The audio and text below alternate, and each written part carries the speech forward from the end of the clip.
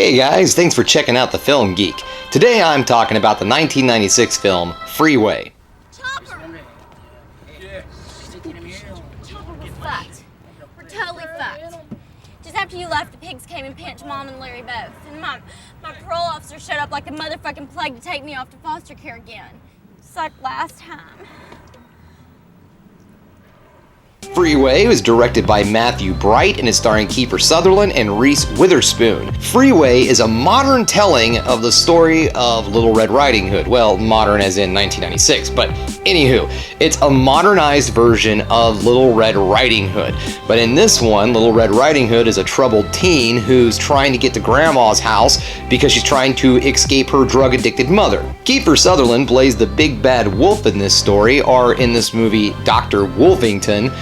Like I said, they really lay it on thick with the Red Riding Hood references in this. Freeway premiered at the Sundance Film Festival January 26, 1996, and it was also nominated for the Grand Jury Prize. Critics also liked this film, and it's currently sitting on Rotten Tomato at a 77%. Sadly, the people didn't show up to see this little film, and even with its low budget of $3 million, this movie didn't make any money. It actually only grossed around $300,000. The movie did have a new life on video and became a bona fide cult classic. It even spawned a sequel, but I have no idea what that one's like. So what do I like about this movie? Well, first off, the acting is great. Reese Witherspoon especially just really stands out. This is an early role for her, and she does a really great job playing a troubled teen who's pretty much at her wit's end. I mean, this girl has had everything happen to her, and it just keeps piling on top of her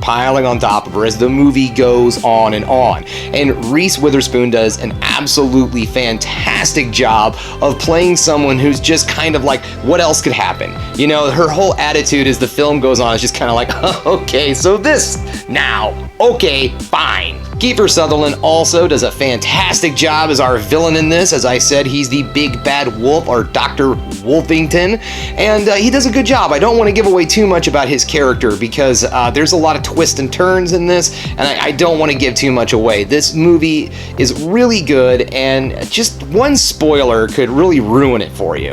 And as I mentioned, there is a ton of references to Little Red Riding Hood. This really is a new imagining of Little Red Riding Hood, and let me tell you guys, they beat you over the head with it. This is not one of those subtle things where it's like, you know, oh brother, where art thou? Where you're like, oh wow, that's all the Odyssey. What do you know? I didn't know that. No, this beats you over the head. It is Little Red Riding Hood. Reese Witherspoon spends most of the movie in red just to drive it home. And honestly, I like it. I really do. I know that something like that can normally really drag a movie down when they kind of find this gimmick and they just keep running it into your face, but somehow this movie pulls it off really well, and you don't get sick of all the Little Red Riding Hood stuff. This movie is also a hard R. It is not for the lighthearted. There is some very graphic violence in this movie. Now, I'm not talking about blood and guts everywhere. I'm just saying graphic. It's very bloody. There is some very sensitive subjects in this movie, and, you know, it's not for the squeamish. In fact, this movie originally did have an NC-17 rating when it first was about to be released. The director, however, pulled it back in, and here's what he cut. He cut language. Okay, now to the best of my knowledge, he went back and redubbed out a lot of foul language that was in the movie, and then everybody was cool. Okay, and so just to give you an idea, that's what they were worried about, was the language in this movie. So, okay, cool. So all in all, if you're a fan of dark comedies, I really think you're going to enjoy this film.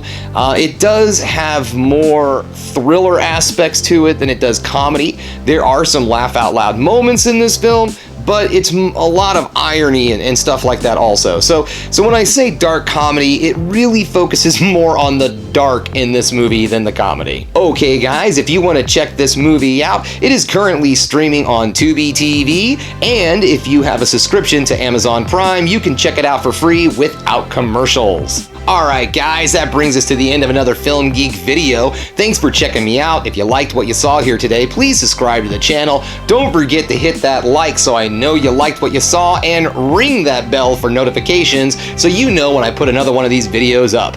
And of course, the one thing you really need to do, people, is keep watching movies. You know I'm gonna.